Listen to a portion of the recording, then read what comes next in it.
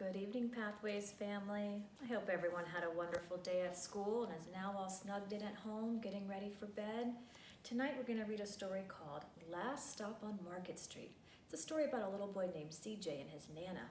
It's written by Matt de la Pena, and the pictures are by Christian Robinson. It's a pretty special book because we actually got this book autographed by the illustrator. Last Stop on Market Street.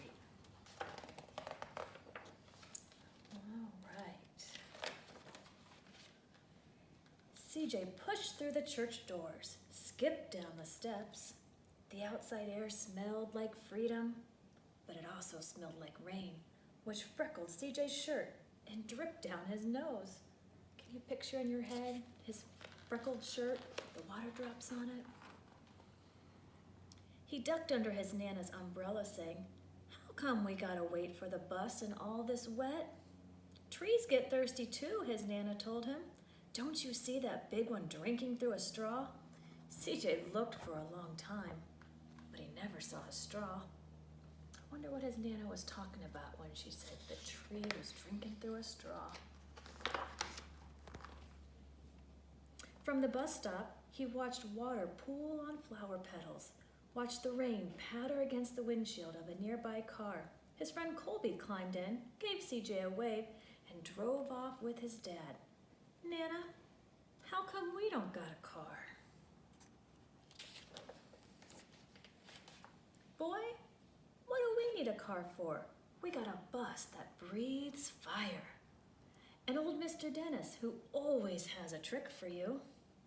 The bus creaked to a stop in front of them. It sighed and sagged, and the doors swung open. You think of a bus breathing fire? "What's that I see?" Mr. Dennis asked. He pulled a coin from behind CJ's ear, placed it in his palm. Nana laughed her deep laugh and pushed CJ along. They sat right up front. The man across the way was tuning a guitar. An old woman with curlers had butterflies in a jar. Nana gave everyone a great big smile and a good afternoon. She made sure CJ did the same. The bus lurched forward and stopped, lurched forward and stopped. Nana hummed as she knit. "How come we always gotta go here after church?" CJ said. "Miguel and Colby never have to go anywhere."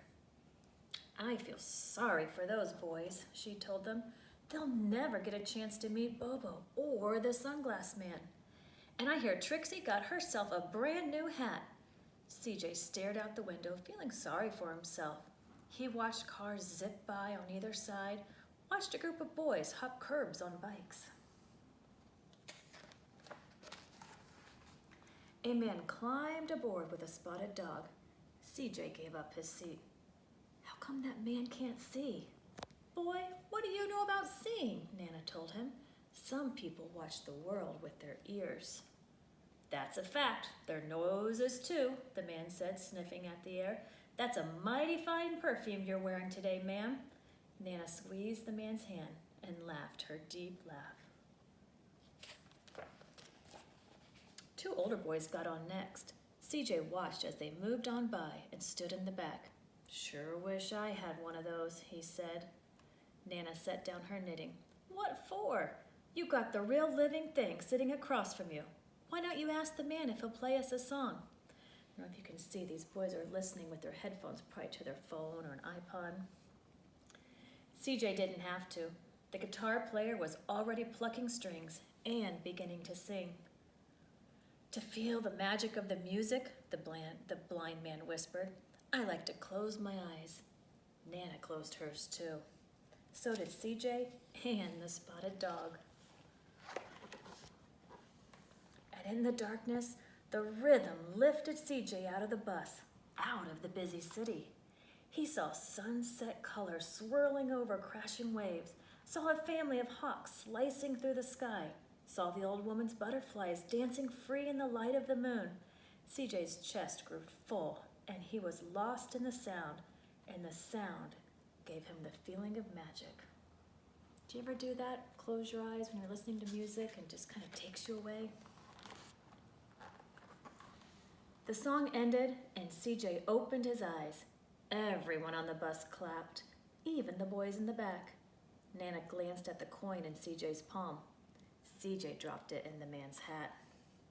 "Last stop on Market Street," Mr. Dennis called. CJ looked around as he stepped off the bus. Crumbling sidewalks and broken down doors, graffiti-tagged windows and boarded up stores. He reached for his Nana's hand. "How come it's always so dirty over here?" She smiled and pointed to the sky. "Sometimes, when you're surrounded by dirt, CJ, you're a better witness for what's beautiful."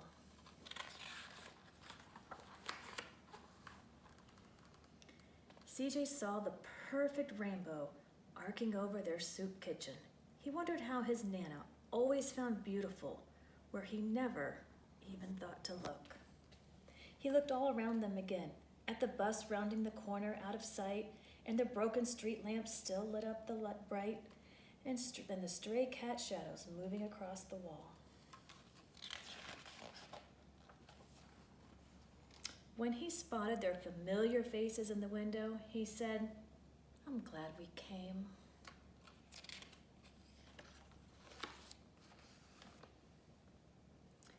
He thought his Nana might laugh at her deep laugh, but she didn't.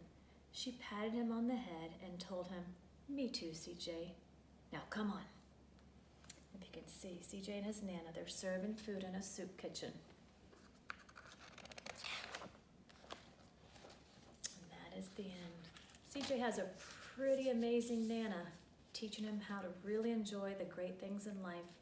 Boys and girls, I hope you enjoyed this story. Have a wonderful evening, and we'll see you tomorrow morning.